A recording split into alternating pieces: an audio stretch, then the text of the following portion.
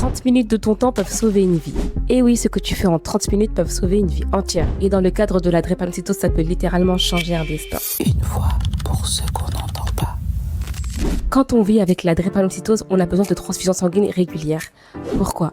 Parce que les globules rouges déformés se cassent et qu'il faut remplacer ce sang abîmé par du sang sain pour continuer à vivre normalement et éviter les complications graves. Chez une personne atteinte de drépanocytose, les globules rouges durent 10 à 20 jours alors qu'ils devraient durer au moins 120 jours. Résultat, le corps n'a pas le temps de compenser et l'anémie s'installe. Mais le don du sang, ce n'est pas juste remplacer le sang. L'échange transfusionnel, c'est aussi une arme pour prévenir les crises graves. Quand on transfuse un patient drépanocytaire, on dilue la quantité d'hémoglobine S, d'hémoglobine malade et on augmente la proportion de globules rouges sains. Ça permet à court terme comme à long terme de réduire les complications, de diminuer les blocages dans les petits vaisseaux et même de diminuer les risques d'AVC, surtout chez l'enfant. Heureusement, je suis sous échange transfusionnel tous les mois. Environ 6 poches de mon sang sont retirées et remplacées par du sang sain. Je ne fais quasiment plus de crise. Pendant presque 45 ans, j'ai reçu une transfusion chaque mois.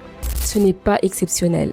C'est leur quotidien et ils sont loin d'être seuls. Le problème, c'est qu'on manque cruellement de donneurs et encore plus de donneurs compatibles avec les afrodescendants. Parce que oui, le sang, c'est comme des empreintes digitales. Il y a des sangs rares, des particularités génétiques, et pour que ça fonctionne vraiment bien, il faut que le sang nous ressemble. Et aujourd'hui, on va pas se mentir, les personnes noires et afrodescendantes donnent très peu leur sang. Pas parce qu'elles ne veulent pas, mais parce qu'on n'en parle pas assez, et surtout, il y a beaucoup de peur et d'idées reçues. Alors laisse-moi te dire, un don du sang, ça peut sauver 3 vies. Parce qu'avec ton sang, on récupère les globules rouges, le plasma, et les plaquettes. Et ça peut servir à 3 personnes différentes. Un don, ça prend 30 minutes et à la fin, tu repars avec du jus et des gâteaux. Franchement, on est d'accord, c'est pas si terrible. Et surtout, tu changes une vie, peut-être même plusieurs. Pourquoi on dit que le sang doit nous ressembler ?